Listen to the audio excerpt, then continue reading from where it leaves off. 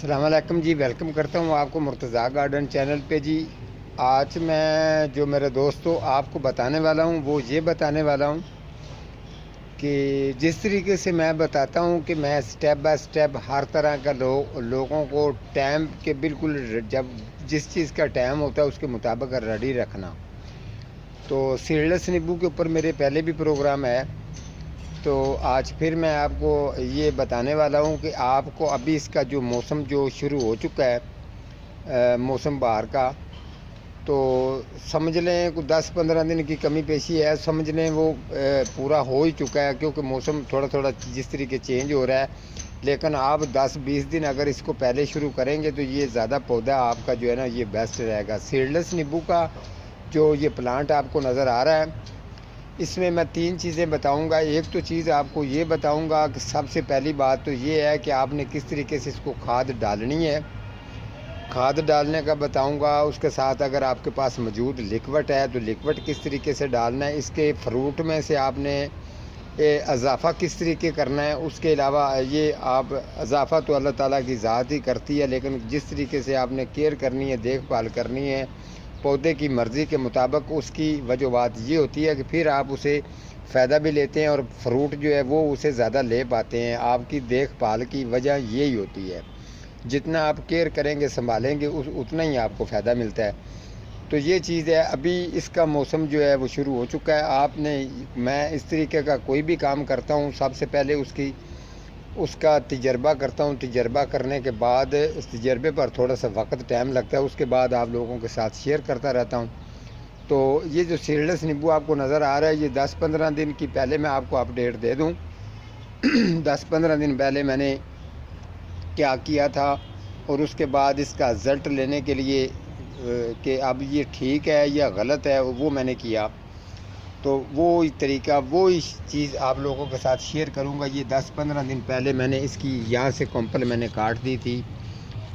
ये आपको इसके कोना नज़र आ रहा होगा, ये मैंने काटने के बाद अभी ये आप देख सकते हैं इसके 3 स्लाइस बन चुके हैं ऊपर। इसी तरीके से अगर आप इसकी आजकल कटिंग करेंगे तो कटिंग करने के साथ साथ एक तो पौधा आपका बुशी बन जाता है, बुशी बनने के साथ साथ ये फ्रूट में भी ज़्यादा इजाफा आ जाता है, क्योंकि जितनी ज़्यादा ब्रांचें होंगी उतना ज़्यादा फ्रूट लगेगा। अब इसको नीचे गुडाई करके इसको खाद डालेंगे, लिक्विड डालेंगे, फिर इसका रिज़ल्ट देखेंगे ये कितना छोटा पौधा है। इसको नींबू 2 लगते हैं, 4 लगते हैं, 5 लगते हैं, या क्या रीज़न है, क्या इसका रिज़ल्ट आता है। अगर इसको कोई फ्रूट लगेगा तो उसके ऊपर मैं ज़रूर प्रोग्राम करके आप लोगों के साथ शेयर करूंगा। तो आज मैं बताना मेरा मकसद यही है कि अगर आपके पास सीडलेस नींबू का पौधा, चाहे वो गमले के अंदर है चाहे आपकी क्यारी में लगा हुआ है, आप उसके साथ ये तरीका करेंगे तो वो पौधा बेस्ट रहेगा और अच्छा भी रहेगा। और जो दूसरा, जब इसको फूल लगना शुरू होंगे तो फिर भी मैं इसके ऊपर जो है ना प्रोग्राम करूँगा। जिस तरीके स्टेप बाय स्टेप हर चीज़ आपको समझाऊंगा कि ये आपने इस तरीके करना है, उस तरीके करना है, आपने फिर आजमाना है, वैसे हुआ है नहीं हुआ, ये तो आप लोग कमेंट करते रहते हैं, तो आप इन चीज़ों को समझते भी हैं। तो सबसे पहले मैं आपको ये बता दूं कि ये तरीका देख लें।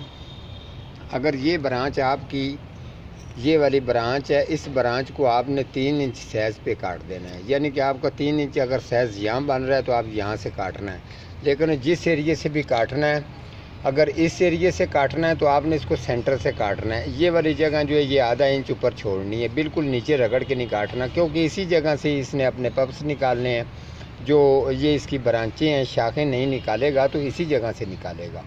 आपने फिर इसको जो है काटना है तो वो इस जगह से काट दें। ये वाला एरिया मैं आपको काट के दिखा देता हूँ। ये लें, ये मैंने काट दी है, इतनी जगह आपने छोड़ के काट देनी है, ठीक है। अगर अदरवाइज जिस जगह अगर बड़ा पौधा है तो उसकी निस्बत चलना है, अगर छोटा पौधा तो उसकी निस्बत चलना है, लेकिन आप इस तरीके करेंगे तो पौधे को फ़ायदा काफ़ी मिलेगा। ये चीज़ है। अभी इसका भी ये चेक कर लें। अब देखते हैं ये कितने दिन के अंदर इसका रिज़ल्ट आता है कि ये ब्रांचें किस तरीके की निकालेगा। ये जितनी भी इसकी कॉम्पलें हैं मैं सारी ये आपके सामने काट रहा हूँ, आपने इसी तरीके से ये सारी कॉम्पलें काट देनी है।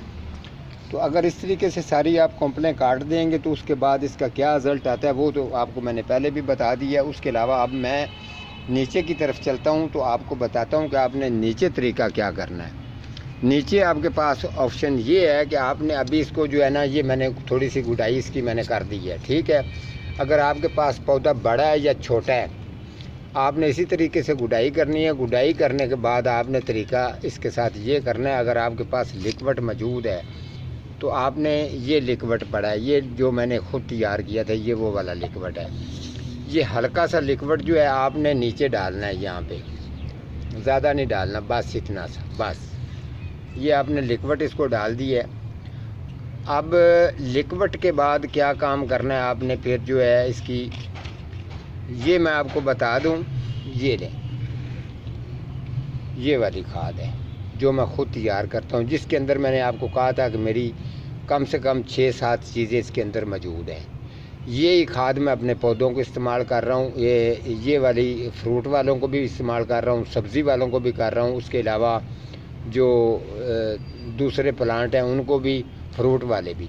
ये आप कम से कम जितना आपका पौधा बड़ा होगा उसके हिसाब से आपने ये खाद डालनी है यहाँ पे, ठीक है। अब आपने खाद जब डाल के इसको रेडी कर देना है। रेडी करने के बाद फिर आपने ये करना है, आपने इसके ऊपर आपने ना ये इसके ऊपर आपने वाटरिंग कर देनी है, लेकिन ओवर वाटरिंग नहीं करनी। जब आप इसके ऊपर वाटरिंग कर देंगे, इसको आपने 1 दिन का वक्फा देना है। 1 दिन का वक्फा देने के बाद ये जो मिट्टी आपने निकाली हुई है, ये वाली मिट्टी, यही मिट्टी इनके ऊपर आपने करवानी है, ठीक है। ये मिट्टी आपने ऊपर करवा देनी है। मिट्टी इस तरीके करनी है, ये मिट्टी फिर इसके साथ ऊपर टच कर देनी है ऐसे, ठीक है। ये मिट्टी आप इसके साथ बिल्कुल ऐसे कर देंगे, और जो आपकी वाटरिंग वाला एरिया होगा वो आपने यहाँ छोड़ना है। इस जगह पे चारों तरफ जो है ये समझ लें 3 इंच या 4 इंच जगह छोड़ के, अगर छोटी पौधा है, छोटी जगह, तो फिर आपने ऐसे ही करना है, थोड़ी जगह रख के ऐसे आपने इसकी जो है ना, इधर आपने वाटरिंग करता रहना है, इसके साथ डायरेक्ट वाटरिंग नहीं करनी।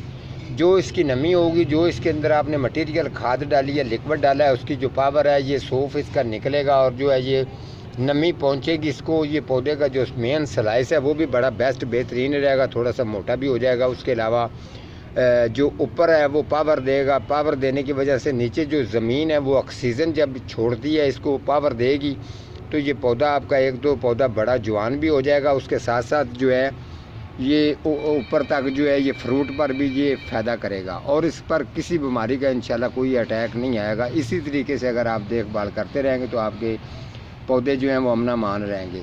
दूसरी बात मैं आपको ये आगाह कर दूं कि अगर आपके दूसरे जो पौधे हैं उनके ऊपर भी जिस स्टेप आ रहा हूं उनके बारे में भी मैं बता देता हूं। मौसम के हिसाब से जैसे जैसे ये भी दिन गुजरते जाएंगे उसके हिसाब से पौधों का सारा जो है ना वो इंफॉर्मेशन आपको मिलती रहेगी। तो ठीक है जी, आज का मेरा इतना ही टॉपिक है। तो मिलता हूँ किसी अगले प्रोग्राम के साथ, तब तक अल्लाह निगहबान।